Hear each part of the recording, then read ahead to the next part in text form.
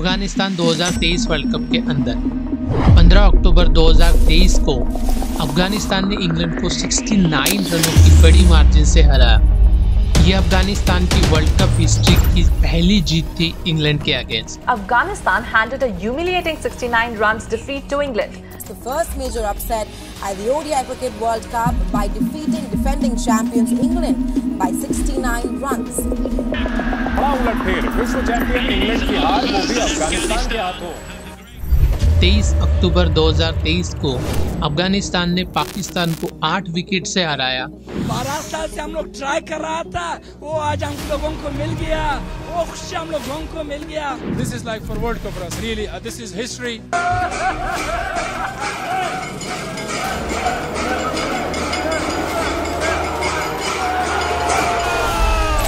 अब सेलिब्रेशन तो हर टीम करती है, लेकिन इतना सेलिब्रेशन क्यों? ये सेलिब्रेट तो ऐसे कर रहे जैसे मैच नहीं वर्ल्ड कप जीता हो।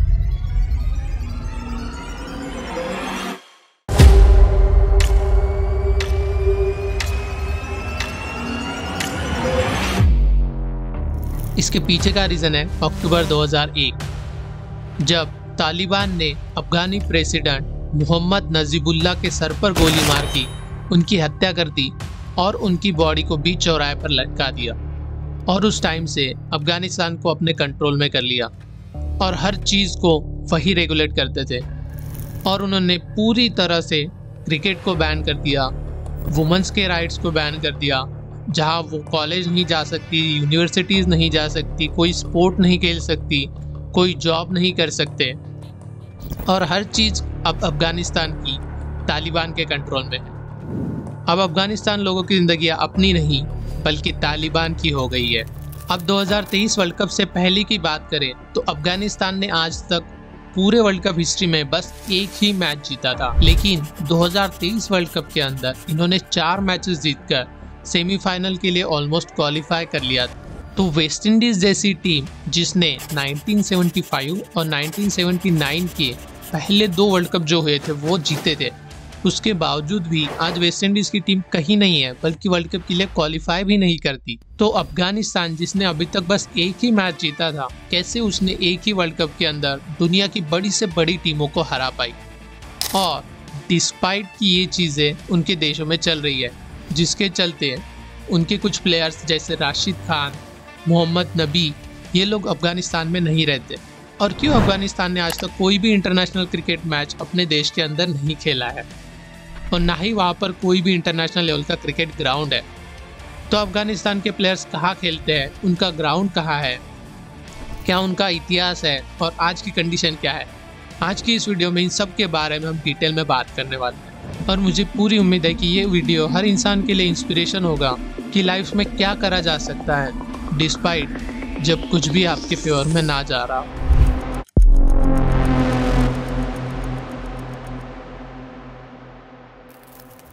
अब आज की कंडीशन को समझने के लिए हमें शुरुआत करनी होगी इतिहास से, जब क्रिकेट अफगानिस्तान के अंदर नहीं था।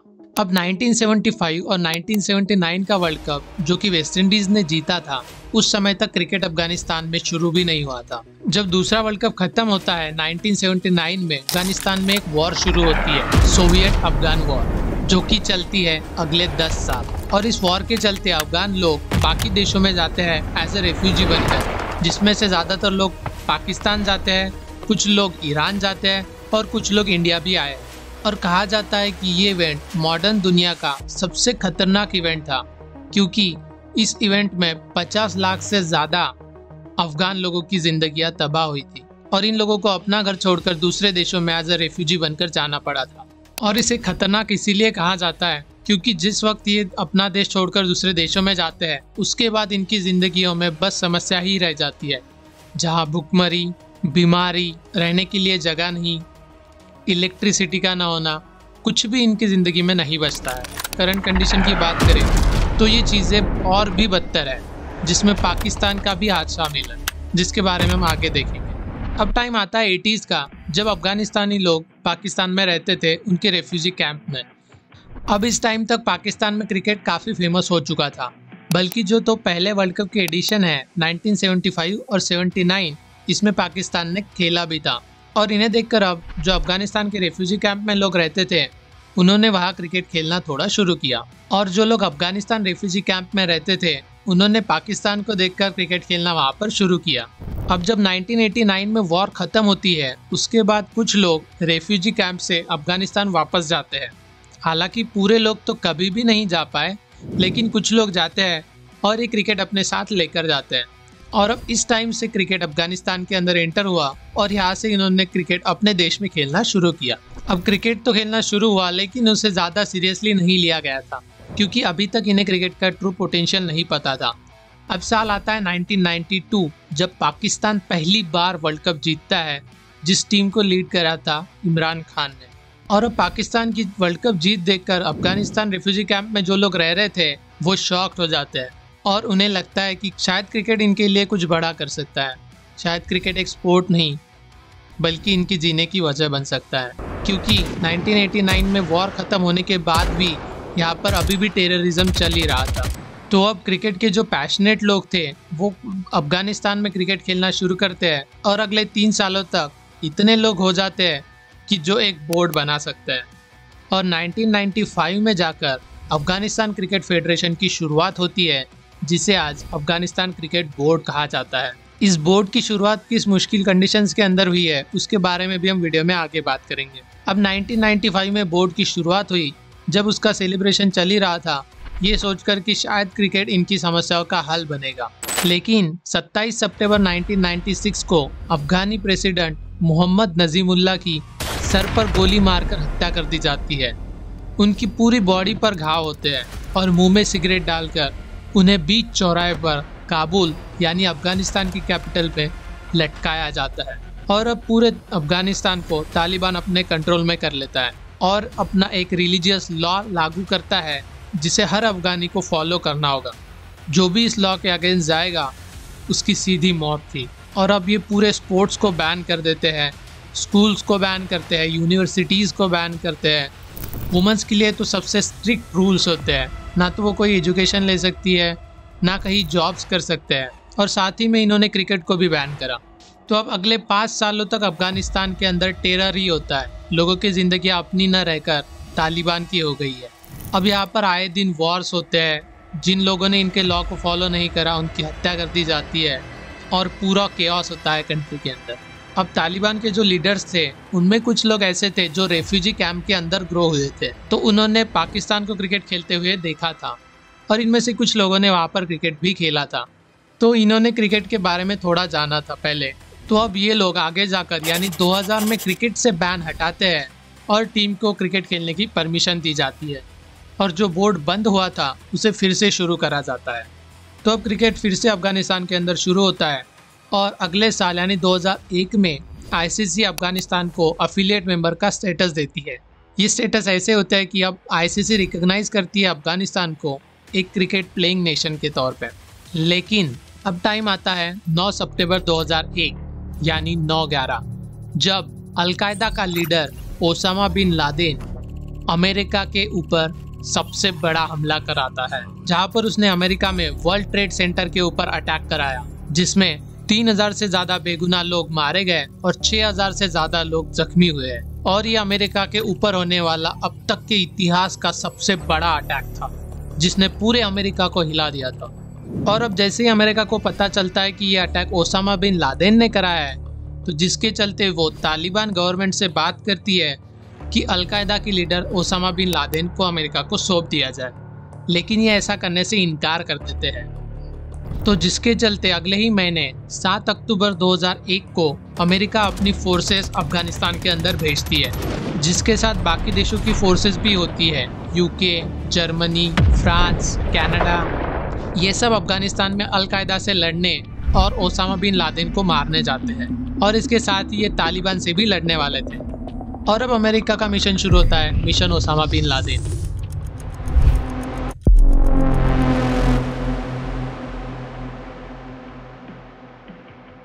अब वीडियो में आगे बढ़ने से पहले यहाँ पर एक इंसान के बारे में समझना ज़रूरी है जिसने अफगानिस्तान क्रिकेट टीम की नींव रखी।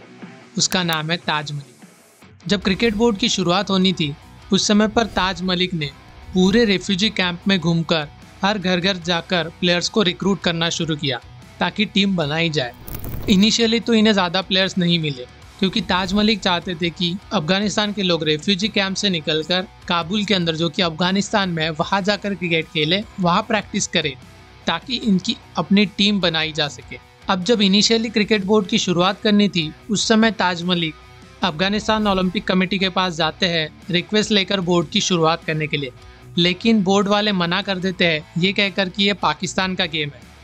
अब हालांकि अफगानिस्तान से बहुत से लोग पाकिस्तान में रहते थे, फिर भी ये लोग पाकिस्तान को पसंद नहीं करते थे क्योंकि पाकिस्तान ने शुरुआत में तालिबान को बहुत सपोर्ट करा है, जिसकी वजह से उनकी प्रॉब्लम्स और बढ़ी है। उसके बाद ताज मलिक जितने भी लोग रेफ्यूजी कैंप में रहते हैं, सबके यहाँ एक एक घर जाकर प्लेयर्स को रिक्रूट करना शुरू करते हैं। लेकिन टीम बनाने जितने 11 से 15 प्लेयर्स ताज मलिक एक टाइम पर इकट्ठा कर लेते हैं और फिर से कमेटी के पास जाते हैं और उन्हें इम्पोर्टेंट समझाते हैं कि शायद क्रिकेट ही ऐसी चीज़ हो सकती है जो इनकी प्रॉब्लम का हल ढूंढ सकती है। और जब 1995 में अफगानिस्तान ओलंपिक कमेटी मान जाती है, उस समय पर अफगानिस्तान क्रिकेट फेडरेशन की शुरुआत होती है। अब बोर्ड की तो शुरुआत हो गई, लेकिन उस समय पर फंडिंग्स नहीं थी। जैसे कि हमने बात करी थी कि ये लोग पॉवर्टी में रह रहे थे, तो इंटरनेशनल लेवल की किट लाने की सुविधा भी इनके पास नहीं थी। अब इस टाइम तक यूएसए का ऑपरेशन ओसामा बिन लादेन शुरू हो चुका था और अब तालिबान की गवर्नमेंट यहाँ से हट चुकी थी और यूएस की आर्मी ही ज़्यादातर चीज़ें देख रही थी, जिसके चलते यहाँ पर थोड़ी चीज़ें तो शांत हो गई थी, बट फिर भी वॉर टॉर चल ही रहा था और क्रिकेट भी धीरे धीरे यहाँ पर बढ़ रहा था। और जब बोर्ड की फॉर्मेशन हुई, उस समय पर ताज मलिक को एक इंसान मिलते हैं, एंड्रयू बैंक्स, जो कि एक ब्रिटिश थे। तो एंड्रयू बैंक्स बाकी देशों से फंडिंग जमा करके अफगानिस्तान क्रिकेट के लिए इंटरनेशनल स्टैंडर्ड की क्रिकेट किट डिलीवर करवाते हैं। अब इन्होंने ऐसा क्यों किया ये पता नहीं है, बट ये इनके लिए एक मसीहाई थे। तो इस समय पर इन्हें अब इंटरनेशनल स्टैंडर्ड्स की क्रिकेट किट मिलती है, जिससे अफगानिस्तान क्रिकेट खेलना शुरू करता है। और अब कुछ साल क्रिकेट खेलने के बाद जो 2011 का वर्ल्ड कप होने वाला था, जिसे इंडिया और बांग्लादेश ने होस्ट करा था, उसकी क्वालिफिकेशन शुरू होती है। और 2011 के वर्ल्ड कप में क्वालिफाई करने के लिए अफगानिस्तान को 3 टूर्नामेंट्स जीतने होते हैं यहाँ से, जिसमें सबसे पहला होता है ICC डिवीजन 5 2008, जो कि जर्सी में खेला जाएगा, जो कि एक आइलैंड है। और ये इनका ICC का पहला टूर्नामेंट है जहाँ पर टीम खेलने जा रही है।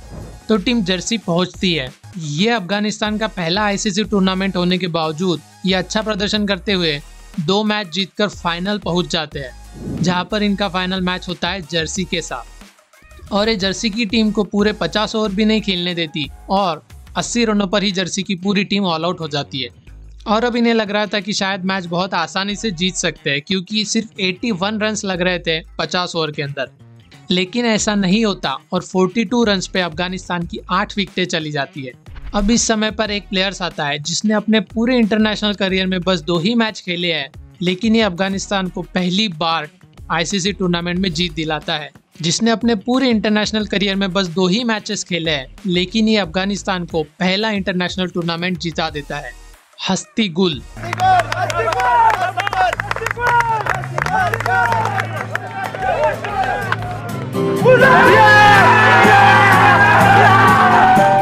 जो कि 29 रनों की नाबाद पारी खेलकर अफगानिस्तान को पहली बार ICC का कोई टूर्नामेंट जिताता है।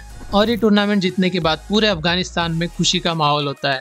इनका धूमधाम से स्वागत करा जाता है, पटाखे जलाए जाते हैं।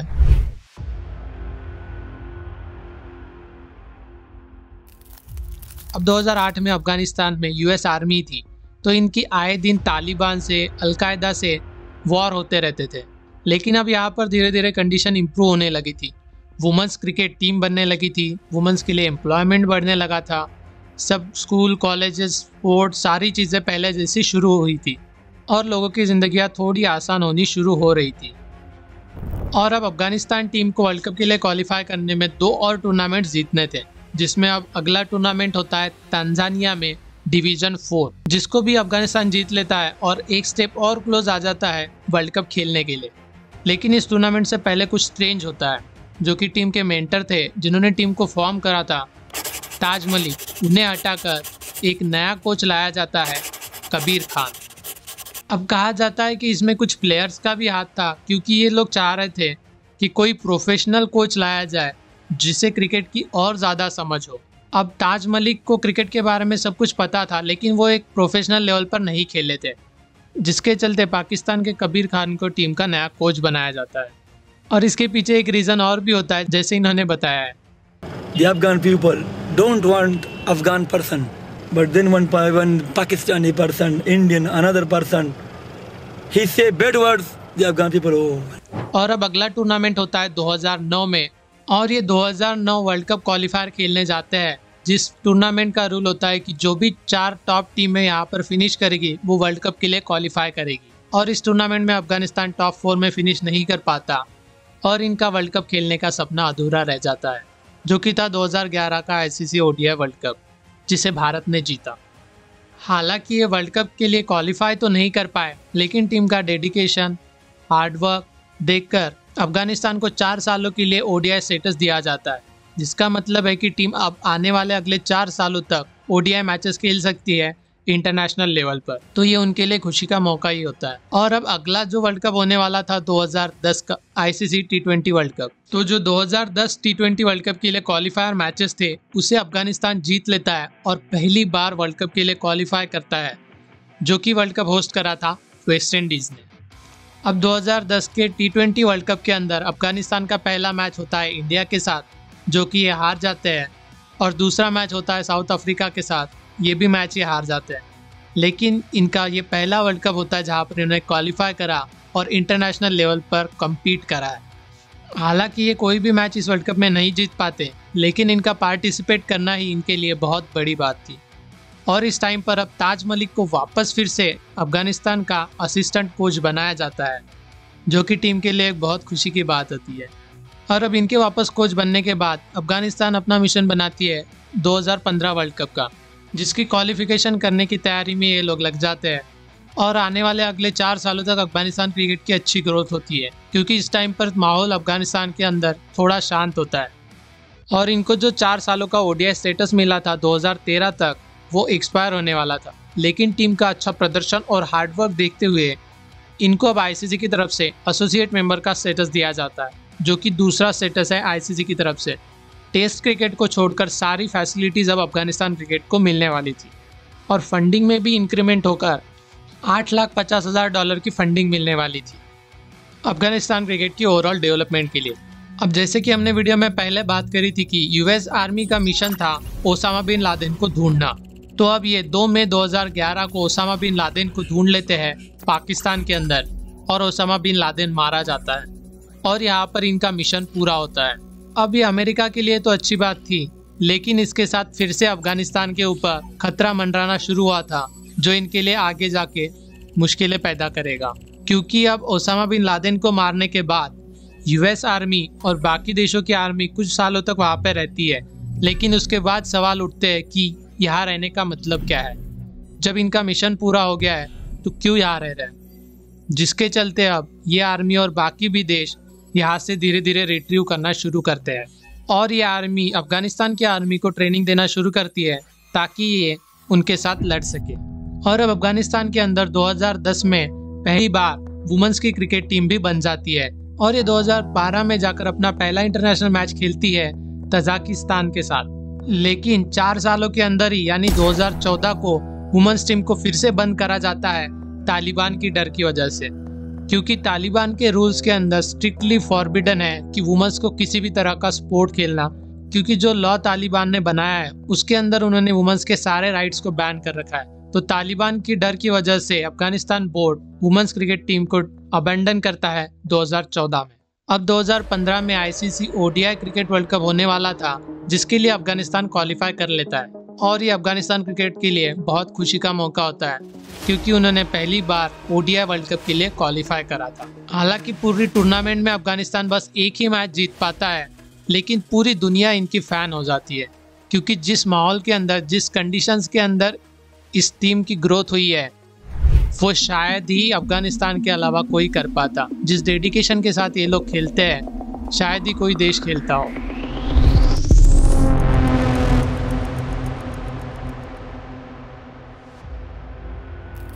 अब ये सवाल हर फैन के दिल में आता है कि क्यों अफगानिस्तान के लोग पाकिस्तान को पसंद नहीं करते या पाकिस्तान से नफरत करते हैं और भारत से प्यार करते हैं। हालांकि पाकिस्तान ने भी अफगानिस्तान की हेल्प करी है, लेकिन इसके बावजूद अफगानिस्तानी लोग पाकिस्तान को पसंद नहीं करते। ये कुछ वीडियोस देखिए। अब ऐसे हमें कई सारे वीडियोस देखने मिलते हैं सोशल मीडिया पर। अब जैसे कि हमने वीडियो में पहले बात करी थी कि अफगानिस्तान के अंदर आज तक कोई भी इंटरनेशनल मैच नहीं हुआ है, जिसका एक मेन रीज़न ये भी है कि वहाँ पर कोई भी इंटरनेशनल लेवल का क्रिकेट ग्राउंड नहीं है। तो 2015 से पहले तक जितनी भी मैचेस अफगानिस्तान ने ऑर्गेनाइज कराई है वो सभी अफगानिस्तान ने यूएई के अंदर खेली है, जहाँ पर शारजा उनका होम ग्राउंड था।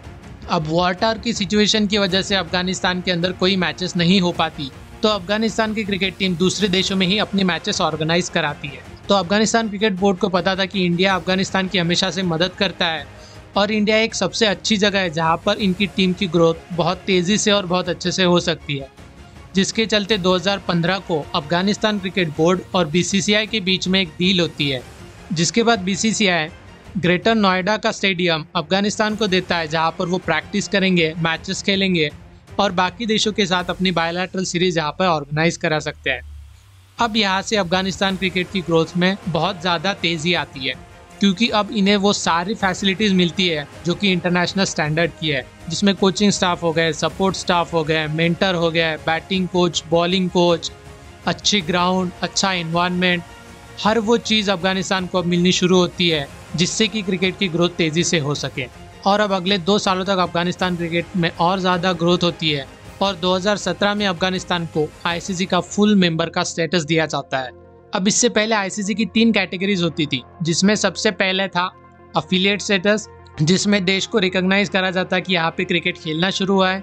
उसके बाद था एसोसिएट स्टेटस, जिसमें T20 और ODI का था, और उसके बाद तीसरा था फुल मेंबर। लेकिन अब आईसीसी ने इसको हटाकर 2 ही रखे हैं, जिसमें टीम को सबसे पहला मिलता है एसोसिएट मेंबर और दूसरा होता है फुल मेंबर।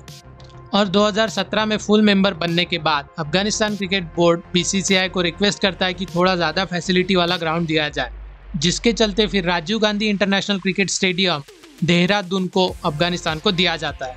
और फिर 2018 में अफगानिस्तान अपना पहला टेस्ट मैच खेलता है इंडिया के साथ। हालांकि अफगानिस्तान 2 दिनों के अंदर ही ये मैच हार जाता है, लेकिन यहाँ से इनकी टेस्ट करियर की शुरुआत होती है। और अब अफगानिस्तान के अंदर मेंस क्रिकेट टीम को खेलने की परमिशन तो है, लेकिन इन्हें फिर भी तालिबान के कुछ रूल्स फॉलो करने होते हैं, जिसके चलते 2019 को अफगानिस्तान क्रिकेट बोर्ड बीसीसीआई से फिर से रिक्वेस्ट करता है कि उन्हें लखनऊ में ग्राउंड दिया जाए, जिसके चलते 2019 में बीसीसीआई इन्हें एकन्ना क्रिकेट स्टेडियम लखनऊ में शिफ्ट कराते हैं। और उस टाइम से अब तक अफगानिस्तान के लिए वही स्टेडियम इनका होम ग्राउंड है, जहां पर ये प्रैक्टिस करते हैं, मैचेस ऑर्गेनाइज कराते हैं। क्योंकि लखनऊ में ज़्यादातर लोग मुस्लिम कम्युनिटी से बिलोंग करते हैं, तो अफगानिस्तान को खाने पीने में, रहने में, सपोर्ट में और बाकी चीज़ों में थोड़ी ज़्यादा हेल्प होगी। दूसरा रीज़न है इंडिया के जियोपॉलिटिकल रिलेशंस। अब जैसे कि हमने वीडियो में पहले बात करी थी कि यहाँ पर हंगर और भूखमरी बढ़ती जा रही है, तो अगर 2023 की बात करें तो अफगानिस्तान के अंदर 3 में से 1 बच्चा भूखा है। और भी कई परेशानियां हैं, रहने के लिए जगह नहीं है, घरों में इलेक्ट्रिसिटी नहीं है, कोई जॉब्स नहीं है, कोई एम्प्लॉयमेंट नहीं है, जिसकी वजह से ये लोग ज़्यादा ट्रेड नहीं कर पाते, बिजनेस अपॉर्चुनिटीज़ कम है। तो इंडियन गवर्नमेंट ने अब अफगानिस्तान के अंदर 1400 करोड़ रुपए इन्वेस्ट करे हैं सलमा डैम बनाने के लिए, जिससे कि 2,50,000 घरों में, जो कि अराउंड 640 गाँव में आते हैं, उतने घरों में बिजली पहुँचेगी, जिससे कि शायद कुछ लोगों को कुछ तो हेल्प हो जाए। उसके बाद 2012 को मोहम्मद करज़ाई, जो कि एक बिजनेसमैन है और भाई है फॉर्मर प्रेसिडेंट हमीद करज़ाई के, ये 44 एकड़ की लैंड डोनेट करता है अफगानिस्तान क्रिकेट बोर्ड को एक इंटरनेशनल क्रिकेट स्टेडियम बनाने के लिए, कि जहां पर अफगानिस्तान अब इंटरनेशनल मैचेस होस्ट करे जब भी ये वॉर की सिचुएशन बंद हो जाएगी। तो इंडियन गवर्नमेंट इस ग्राउंड को बनाने के लिए $1 मिलियन ग्रांट कराता है अंडर स्मॉल डेवलपमेंट प्रोजेक्ट्स के, जो कि अराउंड 7 करोड़ रुपए होते हैं। और इस ग्राउंड का कंस्ट्रक्शन आज तक चल रहा है, जो कि शायद आने वाले 2-3 सालों में बन जाएगा। लेकिन यहाँ पर मैचेस अभी नहीं हो सकती जब तक वॉर पूरी तरह से बंद नहीं हो जाता। ऐसे ही भारत ने हमेशा से अफगानिस्तान की अलग अलग तरीके से मदद करी है। जब पहली बार वॉर हुआ था उस टाइम पर अफगानिस्तान से कुछ लोग भारत आए थे, जो कि दिल्ली में आज तक रहते हैं। और अफगानिस्तान के लोग पाकिस्तान को पसंद क्यों नहीं करते, इसके भी कुछ रीजंस हैं। जैसे कि अफगानिस्तान का मानना है कि तालिबान को इनिशियल डेज में पाकिस्तान ने बहुत सपोर्ट करा था, जिन्होंने अफगानी लोगों की ज़िंदगियां मुश्किल कर दी है। अब जब से वॉर शुरू हुआ था तब से आज तक अफगानिस्तान से ऑलमोस्ट 40 लाख से ज़्यादा लोग पाकिस्तान में रहते हैं रेफ्यूजी कैंप में। अब उनमें से कुछ लोग तो ऐसे हैं जो वहीं पे जन्मे हैं और वहीं पे काम धंधा शुरू करा है, जो लोग वही कुछ करते हैं जिसकी वजह से उनका पेट का गुजारा होता है। लेकिन उसमें से कई लोग ऐसे हैं जिनका रजिस्ट्रेशन नहीं है, जो कि कहा जाता है अराउंड 17 लाख लोग हैं। तो अब पाकिस्तान ने इन लोगों को लास्ट वार्निंग दी है कि जो भी लोग जिनके पास डॉक्यूमेंट नहीं है, जिनके पास रजिस्ट्रेशन नहीं है, जो कि 17 लाख से ज़्यादा लोग हैं, उन लोगों को फोर्स करके पाकिस्तान से निकाला जा रहा है, जिसकी वजह से इनकी ज़िंदगियों में और ज़्यादा मुश्किलें बढ़ रही हैं। और अब इस देश में पहले ही बहुत ज़्यादा प्रॉब्लम्स है, खाने के लिए कुछ नहीं है, बिज़नेस के लिए कुछ नहीं है, तो ये लोग यहाँ से निकल के फिर से वहाँ सेटअप करने में तो इनकी ज़िंदगी चली जाएगी। और भी कई रीजंस है, जैसे पाकिस्तान के बाकी मिलिटेंट ग्रुप के साथ रिलेशंस। इन सब रीजंस के चलते अफगानिस्तानी लोग पाकिस्तान को पसंद नहीं करते।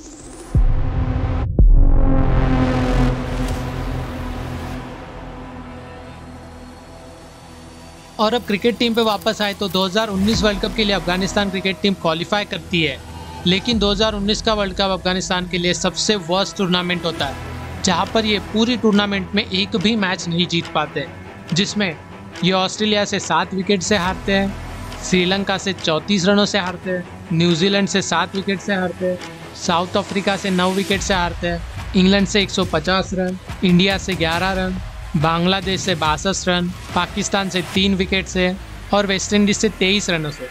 और पूरी टूर्नामेंट में ये एक भी मैच नहीं जीत पाते।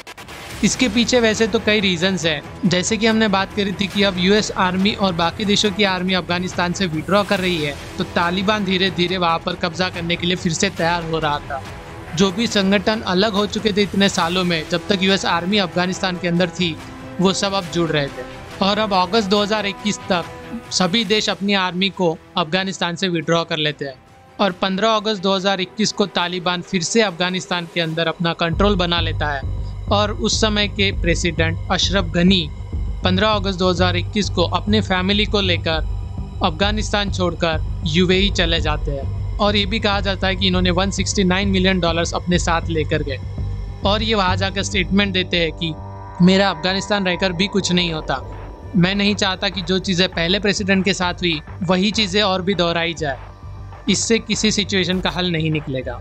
तालिबान आते ही फिर से वुमेंस के सारे फ्रीडम छीन लेता है, फिर से यूनिवर्सिटीज़ बैन होती है, कॉलेजेस बैन होते हैं, वुमेंस की पूरी स्पोर्ट्स एक्टिविटी पर बैन कर दिया जाता है और बस मेंस को स्पोर्ट की परमिशन दी जाती है, जिसमें क्रिकेट ज़्यादातर टॉप लेवल पे है, जिसमें ज़्यादातर क्रिकेट को सपोर्ट है।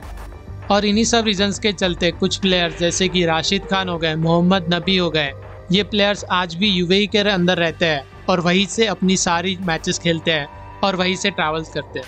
और अब अफगानिस्तान प्लेयर्स के लिए कुछ नहीं बचता, जो उन्हें होप थी वो भी चली गई थी। अब फिर से तालिबान का वहाँ पर कंट्रोल आ चुका है।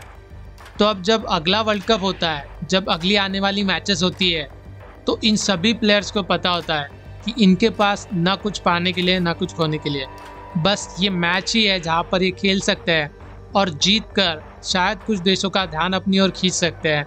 और अब जैसे कि हमने वीडियो में पहले बात करी थी कि 2023 वर्ल्ड कप से पहले अफगानिस्तान ने बस एक ही मैच जीता था पूरे वर्ल्ड कप हिस्ट्री में, लेकिन ये 2023 में पूरी तरह से बदल देते हैं, क्योंकि इनके पास अब खोने के लिए कुछ नहीं है और जीतने के लिए भी कुछ नहीं है। इन्हें पता है कि अगर ये मैच जीतते हैं तो कुछ पल के लिए ये अपने देश के लोगों के चेहरे पर खुशी ला सकते हैं, कुछ पल उन्हें खुश होने के दे सकते हैं, कुछ लोगों का ध्यान अपने देश की ओर खींच सकते हैं, कुछ अपॉर्चुनिटीज़ उन्हें मिल सकती है जिससे लोगों को इस केओस से बाहर निकाला जाए, कुछ थोड़ा खुश होने का मौका मिल सकता है। जिसके चलते जब टीम 2023 वर्ल्ड कप में उतरती है तो पूरी जान लगाकर हर मैच को हर प्लेयर खेलता है, जो कि हम उनकी आंखों में देख सकते हैं। जिस तरह का गेम शायद ही कोई दूसरी टीम खेलती हो। और इसी के चलते ये अपना वर्ल्ड कप का सबसे बेस्ट प्रदर्शन 2023 में करते हैं, जिसमें इन्होंने फॉर्मर चैम्पियन इंग्लैंड को 69 रनों से पहली बार हराया। पाकिस्तान को इन्होंने वर्ल्ड कप की हिस्ट्री में पहली बार हराया, वो भी 8 विकेट से, जो कि सबसे बड़ी जीत है इनके लिए। और इस मैच को जीतने के बाद आप खुशी देख सकते हो, सेलिब्रेशन देख सकते हो तो इनके चेहरे पर और लोगों के चेहरे पर। अब शायद आपको समझ आ रहा होगा कि ये इतना सेलिब्रेशन क्यों करते हैं और एक मैच की अहमियत इनके लिए क्या मायने रखती है। इस पूरे टूर्नामेंट में अफगानिस्तान ने 4 मैचेस जीते थे, जो कि क्वालिफाई करने के लिए सफिशिएंट था, लेकिन इनका नेट रन रेट अच्छा न होने की वजह से ये क्वालिफाई नहीं कर पाए, वरना अफगानिस्तान सेमीफाइनल भी खेल लेता। लेकिन इस वर्ल्ड कप में इन्होंने सबसे अच्छा प्रदर्शन करा है, जिनके सामने दुनिया की बड़ी से बड़ी टीम कुछ नहीं है, और पूरी दुनिया को हैरान कर दिया है कि किस कंडीशंस के आकर इस केओस से निकलकर भी क्या करा जा सकता है। जिस समय ज़िंदगी में कुछ नहीं बचा है, उस समय पर भी क्या करा जा सकता है, कैसे जिया जा सकता है और क्या कुछ है पाने को। जिसके चलते IPL 2024 में 8 अफगानी प्लेयर्स खेलने वाले हैं, जिसमें रहमानुल्लाह गुरबाज, मुजीबुर रहमान, नवीन उल हक, राशिद खान, मोहम्मद नबी, नूर अहमद, अजमतुल्लाह उमरजाई और फजल हक फारूकी। ये सब खिलाड़ी हमें 2024 के IPL में खेलते हुए नजर आएंगे। और अफगानिस्तान क्रिकेट टीम का फ्यूचर बहुत ब्राइट लग रहा है, क्योंकि जो इनकी अंडर 19 की भी टीम है, उसने अभी रिसेंटली जो एशियन गेम्स हुए हैं उसके अंदर सिल्वर मेडल हासिल करा है, जहाँ पर इंडिया को गोल्ड मेडल मिला है और अफगानिस्तान को सिल्वर मेडल मिला है। जिस तरह की कंडीशन अफगानिस्तान ने झेली है और जिस तरह की कंडीशन से ये प्लेयर्स की टीम निकल कर आई है, ये करना किसी भी प्लेयर के लिए, किसी भी देश के लिए आसान नहीं है।